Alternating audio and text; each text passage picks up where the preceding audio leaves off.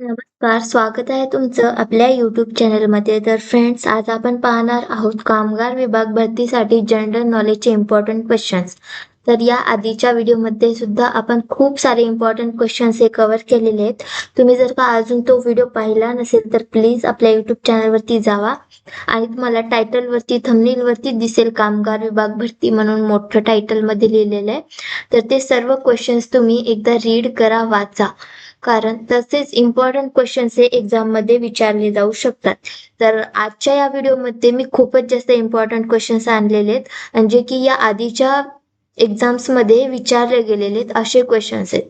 तर चला तर व्हिडिओला स्टार्ट करूयात. तर क्वेश्चन नंबर 1 आहे, सह्याद्रीतील दुसरे सर्वात उंच शिखर कोणते?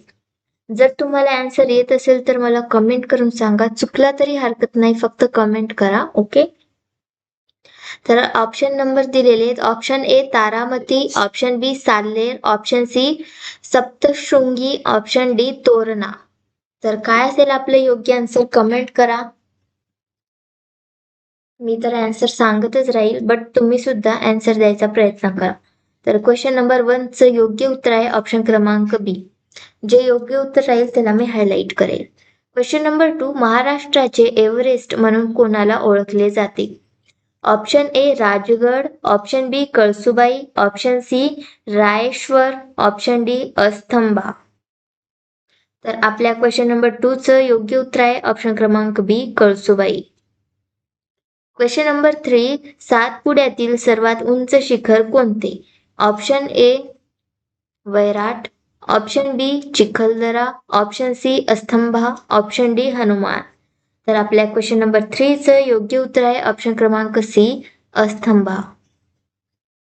क्वेश्चन नंबर 4, विदर्भातील हिल स्टेशन चिखलदरा कोणत्या जिल्ह्यात आहे? तर option A Nagpur, option B Amravati, option C Gadchiroli, option D Yavatmal. तर आपल्या क्वेश्चन नंबर 4 चं योग्य उत्तर आहे ऑप्शन क्रमांक बी अमरावती. क्वेश्चन नंबर 5 बघूयात. तोरणा किल्ला कोणत्या जिल्ह्यात आहे? Option A Pune, option B Satara, option C Raigad, option D Nashik. तर आपल्या 5व्या क्वेश्चनचं योग्य उत्तर आहे ऑप्शन क्रमांक A Pune. Question number 6, Trimbakeshwar शिखर कोणत्या जिल्ह्यात आहे?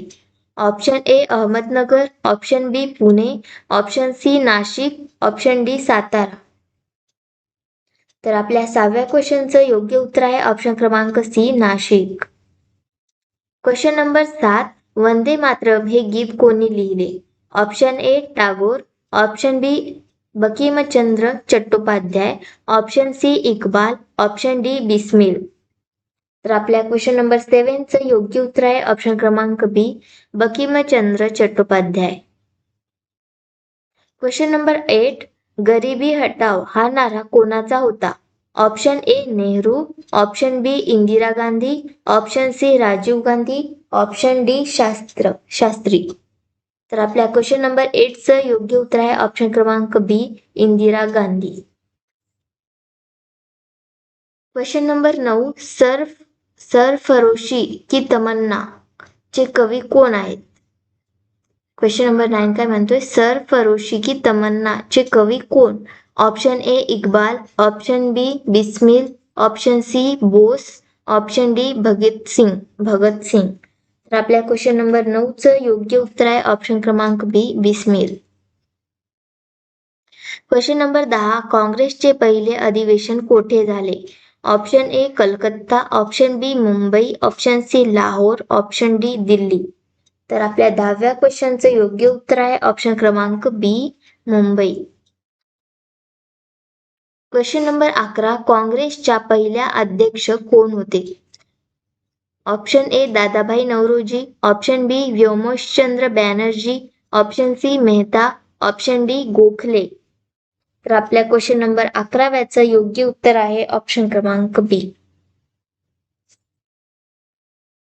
क्वेश्चन नंबर 12, 1906च्या कलकत्ता अधिवेशनात प्रथम कोणाचा उल्लेख झाला? ऑप्शन ए पूर्ण स्वराज्य, option B swarajya, option C dominion, option D swadeshi. तर आपल्या 12व्या क्वेश्चनचं योग्य उत्तर आहे ऑप्शन क्रमांक बी, स्वराज्य. क्वेश्चन नंबर 13, 1907च्या सुरत फुटीचे अध्यक्ष कोण होते? Option A Firozshah Mehta, option B Ras Bihari Ghosh, option C Gokhale, option D Tilak. तर आपल्या क्वेश्चन नंबर 13व्याचं योग्य उत्तर आहे ऑप्शन क्रमांक बी, रास बिहारी घोष. क्वेश्चन नंबर 14, 1916 लखनौ करार कोणत्या दोन संघटनांमध्ये झाला?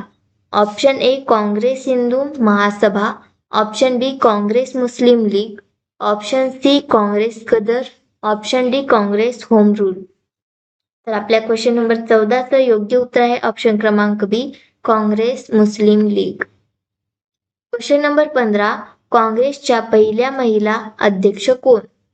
Option A Sarojini Naidu, option B Annie Besant, option C Vijayalakshmi, option D Aruna.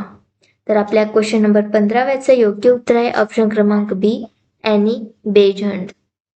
Question number 16, गांधीजींचे एकमेव अध्यक्षपद कोणत्या अधिवेशनात होते?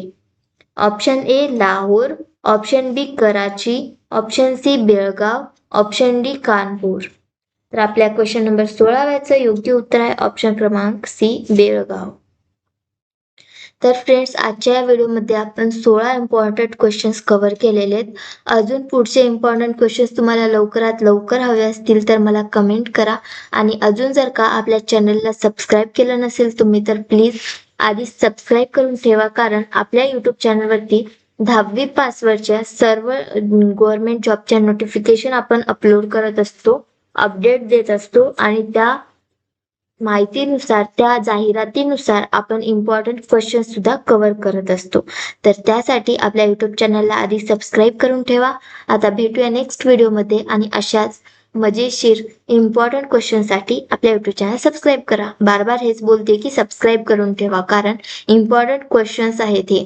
एक्झाममध्ये बायचान्स असेही क्वेश्चन्स विचारतात, बायचान्स हा याच्यामधलाच एखादा क्वेश्चन विचारला जाऊ शकतो. त्यामुळे वारंवार म्हणते की आपल्या यूट्यूब चॅनलला सबस्क्राईब करा. भेटूया नेक्स्ट व्हिडिओ, तोपर्यंत बाय बाय.